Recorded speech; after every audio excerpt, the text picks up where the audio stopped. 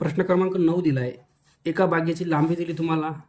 लांबी दिली आहे 200 मीटर आणि क्षेत्रफळ दिले 3 हेक्टर 3 हेक्टर आणि 20 आर दिले. तर बागेची रुंदी किती विचारले. ओके, तर हे जे लांबी आहे ती मीटरमध्ये आहे, तर जे क्षेत्रफळ आहे आपण ते स्क्वेअर मीटर किंवा चौरस मीटरमध्ये आणूया. ओके, तर याला चौरस मीटरमध्ये आणायचं आहे पहिले आपल्याला. बघा, 1 हेक्टर म्हणजे 100 आर. 1 हेक्टर म्हणजे 100 आर. तर 3 हेक्टरचं काय होणार आहे. 1 हेक्टर म्हणजे 100, तर 3 हेक्टरचं झालं 300 आर. 300 आर आणि हे तुमचे पहिलेचे 20 आर. तर हे झाले टोटल तुमचे 320 आर. ओके, 320 आर झाले. आता हे 320 आरचं आपल्याला आणायचं कशामध्ये, चौरस मीटरमध्ये आणायचं. कळलं का. तर 1 आर म्हणजे 100 चौरस मीटर. ओके, 1 आर म्हणजे 100 चौरस मीटर. तर 320 आरचं तुम्हाला चौरस मीटर आणायचं आहे, तर याला 100 न गुणा. तर हे व्हायला तुमचं 3 2 0 आणि हे 2 0 चौरस मीटर. ओके, हे तुमचं क्षेत्रफळ आलं आता चौरस मीटरमध्ये. चला, क्षेत्रफळाचं सूत्र वापरू आपण. क्षेत्रफळ बरोबर लांबी गुणिले रुंदी. क्षेत्रफळ किती आहे, 3 2 0 0 0. बघा, 3 0. लांबी दिली तुम्हाला 200 मीटर गुणिले रुंदी तुम्हाला काढायची आहे. हे 200 खाली येतील, 32,000च्या खाली 200 आले बरोबर रुंदी. चला, 2 0 2 0 कटले, 2 भाग द्या 320ला. 320 भागिले 2 बरोबर रुंदी. बे एक उरला, बे सखम 12 आणि 0, तर रुंदी आली तुमची 160 मीटर. ओके, मीटरमध्ये येईल तुमचं अंतर सगळं. Okay, 160 metre. बघा, पर्याय क्रमांक 2 दिलाय तुम्हाला, 160 मीटर हे योग्य आन्सर असेल. चला, प्रश्न क्रमांक 10 दिलाय. एका वर्तुळाचा परिघ 88 सेमी असल्यास. प्रश्न क्रमांक 10, परिघ म्हणजे सरकमफरस, हिची किंमत आहे 88 सेमी. त्याचे क्षेत्रफळ किती. क्षेत्रफळ म्हणजे एरिया, त्याचं सूत्र आहे पाय आर स्क्वेअर. तुम्हाला एरिया विचारलाय, परिघ दिलाय. ओके, तर एरिया काढण्यासाठी तुम्हाला त्रिज्या आर काढायचं आहे. आर इथं भेटणार आहे. सीचा फॉर्म्युला आहे 2 पाय आर. चला, सी किंमत टाकून द्या 88 बरोबर 2 गुणिले पायची किंमत आहे 22 7 गुणिले आर. ओके, हे 7 इकडे जातील, 88 गुणिले 7 आणि हे 2 आणि 22 तुमचे खाली येतील बरोबर आर.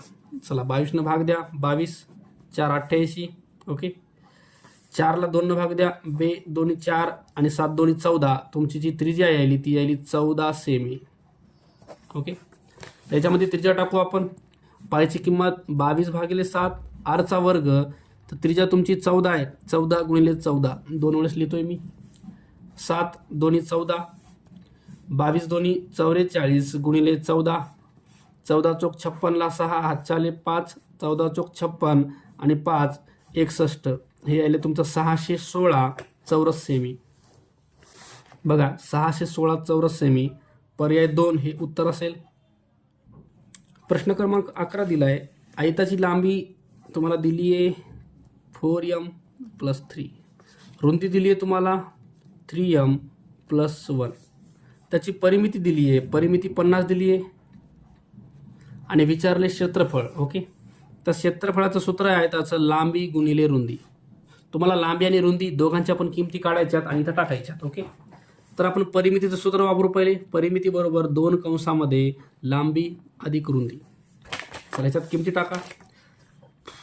परिमिती आहे 50, 2 कंसात लांबी आहे तुमची 4m अधिक 3 अधिक रुंदी आहे तुमची 3m अधिक 1. ओके, चला, हे 50 बरोबर 2 कंसामध्ये 4 टाइम m आणि 3 टाइम m झाले 7 टाइम m आणि 3 आणि 1 हे झाले तुमचं 4. 50 बरोबर 2 न गुणा, बेसाथी 14m आणि बेचोक 8.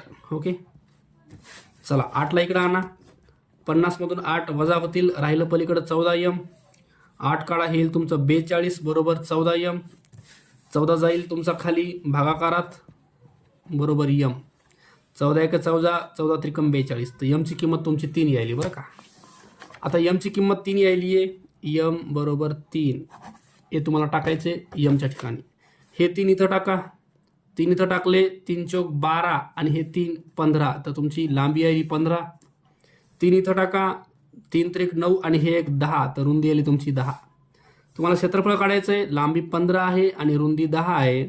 15 आणि 10चा गुणाकार 150 चौरस सेमी, हे तुमचं उत्तर येईल.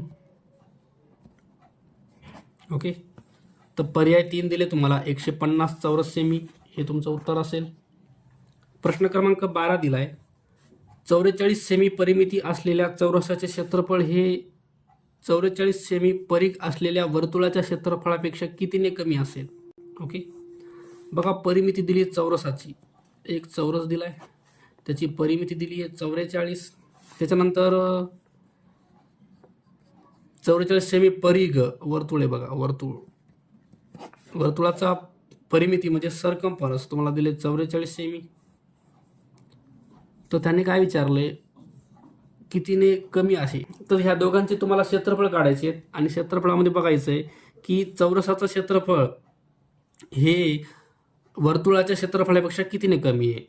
ओके, तर आपण क्षेत्रफळ काढू. क्षेत्रफळ काढण्यासाठी पहिले याची बाजू माहीत असणं आवश्यक आहे, याची बाजू काढावं लागेल. चौरसाची परिमिती आहे 4 गुणिले बाजू. ओके, 44 इथं टाकून द्या, हे 4 तुमच्या खाली येतील भागाकारात, बरोबर राहिली बाजू. भाग त्या 4 11 येईल, तर तुमची बाजू यायली 11. आता क्षेत्रफळ काढा. क्षेत्रफळ बरोबर बाजूचा वर्ग, 11चा वर्ग जर केला आपण तर याचं क्षेत्रफळ यायले 121. ओके, आता इकडचं क्षेत्रफळ काढायचं आहे, तर तुम्हाला त्रिज्या माहीत असणं आवश्यक आहे आर.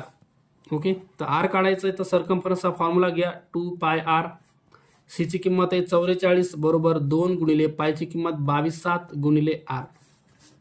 चला, हे 7 इकडे जातील आणि 2 आणि 22 खाली जातील, बरोबर आर. 22 दोन्ही 44 आणि 44 कटले, तर तुमची त्रिज्या यायली 7. इथं आपण क्षेत्रफळ काढू याचं. ह्याच्या क्षेत्रफळाचं सूत्र आहे वर्तुळाचं क्षेत्रफळ बरोबर पाय आर वर्ग. पायची किंमत आहे आपल्याकडं 22 7 आणि आरचा वर्ग म्हणजे 7 गुणिले 7. 7 7 कॅन्सल, 22 7 154.